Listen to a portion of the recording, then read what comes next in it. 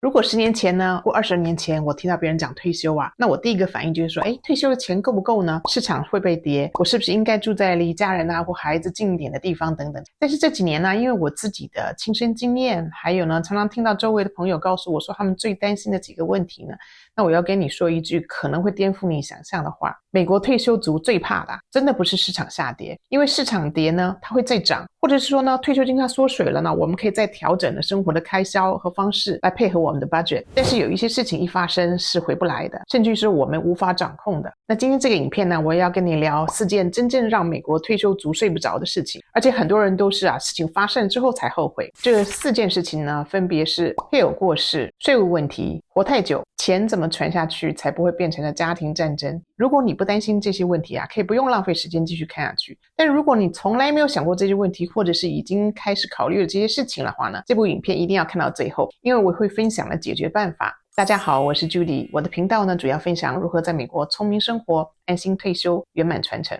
我们先讲一个很多人不愿意碰但一定会碰到的情况，就是另一半先走了。那很多夫妻呢，他在做退休规划的时候，他想的是说我们一起退休，一起旅行，一起慢慢变老。但现实是什么？一定会有一个人先离开的。而且呢，问题呢不只是情感上的打击，而是财务或瞬间的改变。常见的3个冲击呢，第一个就是说收入突然会少一大截，比如说像社安金 Social Security Benefit， 通常只剩下一个人能领了，就是较高的那一笔。那公司如果有退休金 pension 的话，如果没有选 survivor option， 有可能直接砍半甚至于归零。但是呢，生活成本并没有减半。第二个冲突呢，是生活成本呢没有一半。其实生活成本并没有直接减一半，房贷可能还在，地税、保险费还有水电瓦斯，甚至于很多时候一个人住反而更贵。那最后的一件冲突就是说，你的账户和资产呢突然变得超级复杂了。很多夫妻都是一个人管钱，另外一个人不管。如果说那个管钱的人走了，那剩下人完全不知道从哪里开始。我就遇到过呢，真的有朋友他是完全不管事情的。那先生不幸过世之后呢，他连房子贷款从哪一个账户付款，还有先生公司的所有的账户呢都一无所知。那这也就是为什么退休规划其实它不是为了2个人，而是要为了最后活着的那个人而设计的。那第二个呢，就是退休后呢，其实税才是隐形的杀手。我们再讲一个大家都低估的问题很多人跟我说，我退休啦，那收入变少了，税应该也很低啊。其实事情真的没有那么简单。那退休后常见的这个税务地雷，就是第一个呢是 401k、Traditional IRA 这些之前存的退休金呢，退休之后每拿1块钱出来呢，全部都要算收入，除非它是 Roth IRA。那我们就开始要为这些之前没有交过税的退休金来交税了，而且以后呢也会有 RMD 强制提领的问题了。还有就是说呢，退休后的税率呢可能会比你工作的时候还高，因为目前呢是美国税率是偏低。那在2战的时候呢，税率高达了 94%。那第二颗雷呢，就是说社安金呢它可能也要缴税的。那很多人他不知道了， Social Security Benefit 它最多有可能 85% 是要上税的，而且是跟你其他的收入叠加在一起算。我们来看看社安金交税的算法，它是用你的 Adjusted Gross Income 加上了免税的利息比如说像政府公债，加上你的 Social Security Benefit 的 50%，这些数字加在一起之后呢，如果说超过了课税的门槛，它有可能高达了 85%， 你的社安金收入呢都要交税了。那如果单身超过了3万4，夫妻合报超过了4万4千块呢，社安金它最多有 85% 可能被课税的。那第3颗雷呢，就是说配偶过世之后呢，这个税率直接跳级。那这一点其实很残酷的，夫妻一起报税的时候呢，税率反而比较低，那剩下一个人的时候呢，反而变成了 single。 有可能你是同样的收入，但是你的税率更高。那第4颗雷呢，就是说退休之后呢，它有很多的 tax deductible或者是 tax credit 都没有了，也有可能你的房贷付清了，所以利息上呢也没有办法抵扣，也有可能说你在退休或工作上它有一些花费也没办法抵扣了，还有 retirement plan 的 contribution 也没办法抵扣。当然了，还有小孩他长大独立了，搬出去了，跟孩子有关的这个税务优惠也没有办法抵扣了。那最后呢，你的 adjusted gross income 就会更高，你有可能就缴更高的税。那第3个退休后的问题就是说活太久长寿。我之前有个影片提到了，我有一位100岁的大姨，她是我母亲的大姐，我母亲都已经过世30几年了，大姨还在。那我常常在想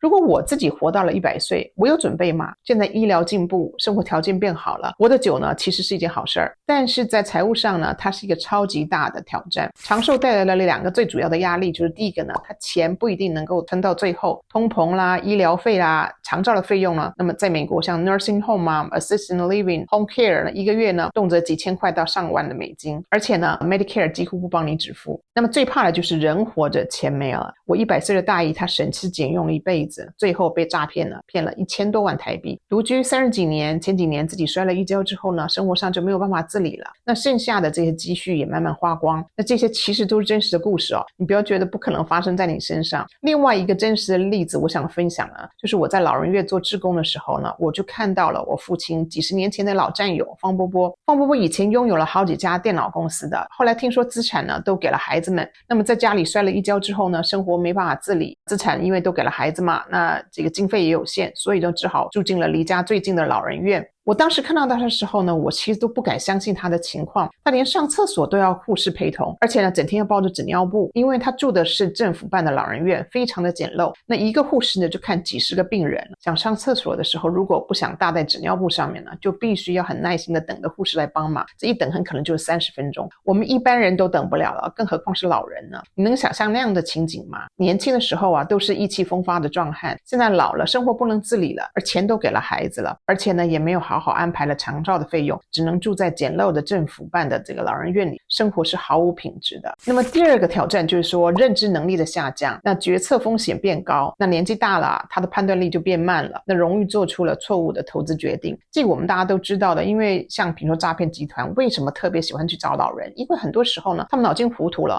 或者说因为家人不在身边，他感觉到特别的寂寞，那这些诈骗呢就虚情假意的对他们好，最后得到老人的信任之后就把他们的钱骗光了。这也就是为什么呢退休规划呢它不只是只有管说钱够不够，而是要想着如果我不能做决定了谁来帮我。那第四个这个退休后的问题就是说传承做不好，钱会变成家庭问题，这个问题呢是很多人他不想面对，但是最容易留下后遗症和遗憾的事情了。资产如何留给家人，尤其是孩子，很多人他想的很简单，他说反正孩子呢自己会处理，或者说我相信我的孩子们，但现实的是呢没有规划，家庭吵翻，没有指定或者是更新的受益人，钱给不了想给的人，没有信托，税高，流程慢，有可能会有 probate。我自己家里呢就是活生生的例子，母亲过世多年后呢，父亲再娶，那父亲的房子遗产经过了 probate 之后呢被冻结了，子女呢连父亲骨灰下葬的权利都没有，而是由法院来判决。不要觉得做信托立遗嘱了是有钱人的权利，除非呢你能做到像我另外一个影片上面说的破产上天堂那本书，它里面提过的就是在有生之年把所有的钱都花光，否则呢如果想留钱给家人甚至朋友，那一定要做好信托和遗嘱，而且光做遗嘱呢是不能避免 probate 的。另外我想提醒一下，传承的时候最常见的3个错误就是说，第一个呢他只写遗嘱，没有做完整的规划，没有做信托。第二个呢就是受益人呢他多年没有更新，最后给了不该给的人，比如说像离婚之后啦，受益人他没有更新。那第3个就是完全没有跟家人沟通，自己做了信托和遗嘱，就家人却不知道。其实呢我们不要考验人性啊，最好的方式就是用系统来传承。所以退休之后真正可怕的问题，它其实不是市场跌了 10% 20%， 而是你的另外一半不在了，你撑得住吗？那这个问题呢可以透过了事前夫妻之间沟通，并且把家里的财务状况呢和家里所有的账户都整理好写下来，然后用信托和遗嘱来管理身后事。第二个就是说税务一来，你的每个月的收入或者是存款会不会少一大半呢？那这个问题呢就可以透过了税务的规划，把未来有可能发生的税务的问题呢减低到最小。大家可以参考我之前的影片。那第3个问题就是你活得比预期久，钱够不够？那至于长寿的问题呢，年金是最好的解决方法，收入提领可以提领一辈子，保障最基本的生活开支。那大家也可以参考一下我之前的影片。那最后一点呢，就是说最后留下来的呢是祝福呢还是混乱？那最好的传承工具呢，其实还是利用信托和遗嘱，留爱不留税和麻烦给家人。大家也可以参考我之前的影片。如果想进一步讨论我上面说的4个退休后的问题呢，欢迎点击留言区的连结，约1对1的免费咨询。谢谢你的观看，请记得点赞、订阅、开启小铃铛、留言和分享给你的朋友或家人。我们下个影片见。